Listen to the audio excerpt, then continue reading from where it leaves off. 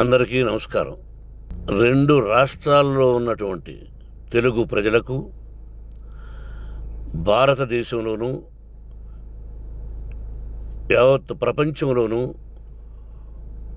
ఉన్నటువంటి తెలుగు, మిగతా భాషలలోని అభిమానులకు, నా శ్రేయోభిలాషులకు, ఆత్మీయులకు, ప్రజా ప్రతినిధులకు, 2 రాష్ట్రాల ముఖ్యమంత్రులకు, మీడియా ప్రతినిధులకు నా హృదయపూర్వక నమస్కారాలు.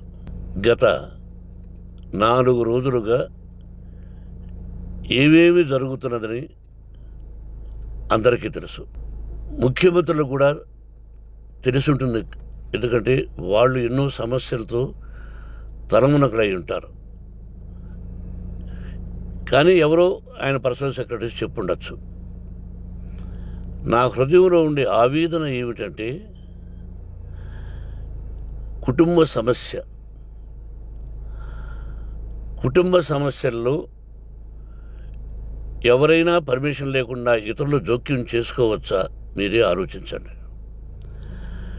100కి 100% అనాల్సిన అవసరం లేదు. కనీసం 95-98% కుటుంబ సమస్యలు ఉంటూ ఉంటాయి. అంటే మేమంతా నటులం కాబట్టి మా విషయాలు, పాపులర్గా ఉన్నటువంటి రాజకీయ నాయకుల విషయాలు, కొంతమంది ఉన్నవి లేనివి, లేనివి ఉన్నవి చెబుతూ ఉంటారు. చెప్పేవాడు కూడా ఆలోచించాలి, వాళ్ళ మనసులు, వాళ్ళ కుటుంబ సమస్యలు అని. ఇదంతా ప్రజలకు తెలుసు. కానీ ఎందుకులే మన పనులు మనం చేసుకుందాం అని అందరూ సైలెంట్గా ఉన్నారు. ఇప్పుడు ప్రజలకు కూడా, కొంతమంది రాజకీయ నాయకులు కూడా ఆలోచించుకోవాల్సిన విషయం.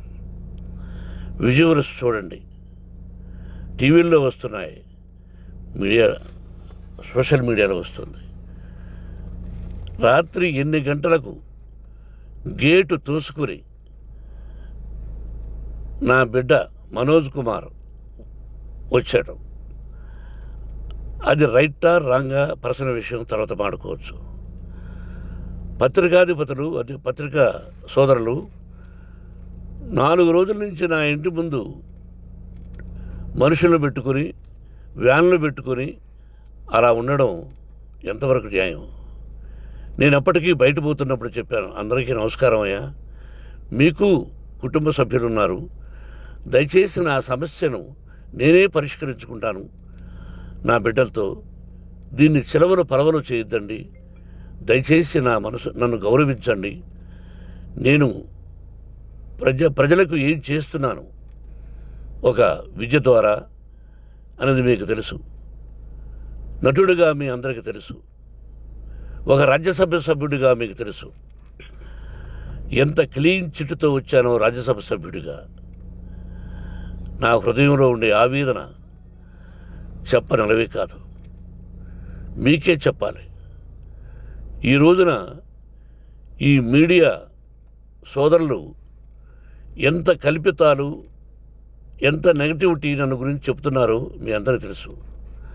దానికి నేను బాధపడడం లేదు. మీరు ముఖ్యంగా తెలుసుకోవాల్సింది, రాత్రుల్లో గేటు తోసుకుని, గేటు పగలగొట్టి పర్మిషన్ లేకుండా ఎవరైనా రావచ్చా? మీరే చెప్పండి. వచ్చిన వాళ్ళు అందరూ మీడియా సోదరులా, లేకపోతే ఇంకెవరైనా నా మీద పగ, రాగద్వేషాలతో ఏదో ఒక ఛానల్ చేతులు పెట్టుకుని అలా వచ్చి ఉంటారేమో సందేహం. కానీ వాళ్ళను కొట్టాలని, తిట్టాలని మనసా వాచ దైవసాక్షిగా నేను అలా ఆలోచించేవాడిని కాదు. ఎందుకు? వాళ్ళు ఉద్యోగస్తులు, నేను కూడా ఉద్యోగస్తునే, అందరూ కూలివాళ్ళం. భగవంతుడు ఇస్తుంటాడు మనకు కూలి. ఎవరికి ఏమిటి అనేది ఆయన నిర్ణయిస్తాడు. ఇది మీ అందరికీ తెలుసు. వాళ్లకు నేను చెప్పినా వినకుండా ముందు నమస్కారం పెట్టాను. అయినా అతను నేను కొట్టామనే చెప్తున్నారు తప్ప, మైక్ తీసుకెళ్ళి నోట్లో పెట్టాము, నా కన్ను పోవలసింది. కన్ను పోయి ఉంటే అప్పుడు నేను కేసులు పెట్టాలి. నా కన్ను పోలేదు, కొంచెం తగిలింది కంటి కింద, నేనే ఎస్కేప్ అయ్యాను. లేకపోతే నా జీవితం గుడ్డిదయ్యేది. అతనికి తల కాదు చెంప మీద తగిలిందన్నారు. ఓకే, ఆ చీకట్లో ఎలా జరిగిందన్నది వాస్తవమే. మైకు లాక్కోవడం, వాడు నన్ను కేకలేయడం, ఆ దీనిలో ఘర్షణ జరిగింది. నేను కొట్టిన దెబ్బ అతనికి తగిలింది అన్నారు. దానికి హృదయపూర్వకంగా బాధపడుతున్నా. అతను నాకు తమ్ముడే. ఒక తల్లి బిడ్డలం కాకపోయినా I love them, I like them. అటువంటిది ఈ రోజుకి బాధపడుతున్నా నేను. అయ్యో, అతని భార్య ఎంత బాధపడుతుందో, అతని పిల్లలు ఎంత బాధపడుతున్నారో అని నేను ఆలోచిస్తున్నా. మరి నేనెంత ఆవేదనకు గురి హాస్పిటల్లో అయ్యానో. నటించింది సినిమాలో నటిస్తాను తప్ప నిజ జీవితంలో నటించాల్సిన అవసరం లేదు.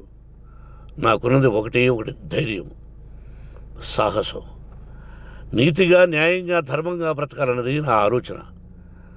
ఎందుకు కొట్టాలి? గేటు బయటుండి నేనేమైనా అసభ్యకరంగా వాళ్ళని కొట్టుంటే డెఫినెట్గా నా మీద 50 కేసులు కాదు 100 కేసులు పెట్టి నన్ను అరెస్ట్ చేయొచ్చు. లేకపోతే నేనే పోలీస్ స్టేషన్ పోయి, అయ్యా, ఆవేశంలో నా ఇంటి బయట ఉన్న వాళ్ళను కొట్టాను, నాది తప్పే అని పోలీస్ స్టేషన్కి ధైర్యంగా పెడతాను. కానీ ఇంటి లోపలికి వచ్చి నా ఏకాగ్రతను, నా మనశ్శాంతిని భగ్నం చేశాడు. ఆల్రెడీ నా బిడ్డ చేస్తున్నాడు. అయినా నీ కన్నబిడ్డ, ఎప్పటికీ నీ కన్నబిడ్డే. ఏదో ఒక రోజున న్యాయం జరుగుతుంది, మేము కూర్చొని మాట్లాడుకుంటాం. దీనికి మధ్యవర్తులు అక్కర్లే. కుటుంబ సమస్యలకు బయట వాళ్ళని పిలిపించి ఇలా చేయండి, మీరు ఇలా మాట్లాడండి అని చెప్పక్కర్లే. కట్టు బట్టలతో మద్రాసుకు వెళ్ళేవాడిని. ఆల్రెడీ మీకు చెప్పాను. పైసా లేకుండా కట్టుబట్టలతో, చెప్పులు సగం కింద అరిగిపోయి అలా వెళ్ళినవాడిని. మా తల్లిదండ్రులు అద్భుతమైన జన్మను ప్రసాదించారు. ఒక్క పైసా ఇవ్వాల. నా కష్టార్జితంతో నేను సంపాదించి ఈరోజు నేను కులమతాలకు అతీతంగా 25% ఫ్రీ ఎడ్యుకేషన్ ఇస్తూ, నా స్థాయిలో నాకు తగిన సహాయం చేసుకుంటూ, వరద బాధలు వచ్చినా, ఇంకోటి వచ్చినా, అన్నయ్య ముఖ్యమంత్రిగా ఉన్నప్పుడు కూడా ఎన్నో చేశాను. బట్ అవి మర్చిపోయి ఈరోజు కొట్టింది మాట్లాడుతున్నారు. ప్రజాప్రతినిధులారా, నా అభిమానులారా, తెలుగు ప్రజలారా, తమిళ, మలయాళం, కన్నడ అభిమానులారా, ఆలోచించండి. నేను చేసినది తప్పు, కొట్టినది తప్పు. ఏ సందర్భంలో కొట్టాల్సి వచ్చింది? మీ ఇంటికి దూరితే ఒప్పుకుంటారా? మీ ఏకాగ్రతను భగ్నం చేస్తే ఒప్పుకుంటారా? మీరే ఆలోచించండి. న్యాయాధిపతులు కానీ, ప్రజాప్రతినిధులు కానీ, అభిమానులు కానీ, వ్యాపారస్తులు కానీ, ఇదే మీడియా ప్రతినిధులు కూడా వాళ్ళ ఇళ్ళలోకి ఎవరైనా దూరి, ఏయ్ మన గురించి ఇలా రాశావు అని ఆ ఇళ్ళల్లోకి ఒక 10 మంది వెళితే వాళ్ళు దండం పెట్టి పంపిస్తారా? ఏం చేస్తారు చెప్పండి? మీకు టీవీలు ఉన్నాయి, మాకు టీవీలు లేవు. నేను కూడా రేపు టీవీ పెట్టచ్చు. అది కాదు గొప్ప. నా హృదయపూర్వకంగా చెప్తున్నా, అతని మనసును బాధ పెట్టినా, అతను గాయమైన దానికి చాలా చింతిస్తున్నాను. చింతించే లాభం ఏమిటండి అంటే, మరి ఏం చేయాలి? మీరు చేసిందేంటి? మళ్ళీ చెప్తున్నా, అసలు అతను నిజంగా జర్నలిస్టా కాదా అని ఆ చీకట్లో నాకు ఎలా తెలుస్తుంది? టీవీ 9 అని నాకు ఎలా తెలుస్తుంది? ఏదో ఒక కంటి మీదకి ఒక మైక్ వచ్చింది, దానికి అబక్కం లాక్కున్నాను.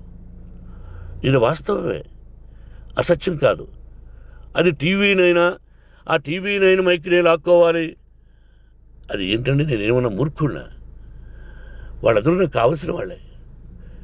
ఈ రోజున ఆ రజనీకాంత్, అతను కూడా ఎన్నో ఫోన్లు నేను చాలా సందర్భాల్లో మాట్లాడున్నాను. ఇట్స్ లైక్ మై సన్నా, లేకపోతే బ్రదరా, అలా ఉంటాం. మరి ఈ విషయంలో మాత్రం మీరు అందరూ అంటే మీరు చేసినది తప్పు అని మీరు ఒక్కరు అనలేదే. కానీ జర్నలిస్టు సోదరులు, ఒక ఆడపడుచు, దాదాపు ఒక 5-6 మంది ఆడపడుచులు, ఒక 5-6 మంది సోదరులు, వాళ్ళందరూ మాట్లాడారు. కొట్టడం తప్పైనా ఏ సందర్భంలో కొట్టవలసి వచ్చింది, ఇవన్నీ క్లియర్గా మాట్లాడారు. ఆయన్ని మీరు చెప్పరు. కాబట్టి పైన భగవంతుడు చూస్తున్నాడు. పోలీస్ అంటే నాకు ఇష్టం. ప్రజలను కాపాడవలసిన బాధ్యత వాళ్ళది, రక్షణ కల్పించవలసింది. నా విద్యాలయానికి కూడా ఐపీఎస్లు ఐఏఎస్లు అయిన విద్యార్థులు ఉన్నారు. వాళ్ళకు న్యాయం ధర్మం నేర్పించి పంపించాను నా ఇన్స్టిట్యూషన్లో. But they are perfect. కొంతమంది ఐపీఎస్లు ఐఏఎస్లు డీసీపీలు ఇలా చాలామంది ఉన్నారు. బట్ ఎక్కడెక్కడో పనిచేస్తున్నారు. వాడు నా బిడ్డలు, మరి వాళ్ళు కూడా పోలీసు ఉద్యోగస్తులే కదా, న్యాయంగా ఉన్నారు కదా. కానీ ఇక్కడ మాత్రం ఏకపక్ష నిర్ణయం ఏమి చేస్తున్నారో మీరే ప్రజలారా చూడండి, ఆలోచించండి. నేను న్యాయమా అన్యాయమా, నేను చేసింది న్యాయమా అన్యాయమా, మీరే ఆలోచించండి. నా ఇంటికి తలుపులు బద్దలు కొట్టి రావడం న్యాయమా, మీరే చెప్పండి. ఎల్లప్పుడూ మీ ఆశీస్సులు కోరుకునే మీ మోహన్ బాబు. నమస్కారం.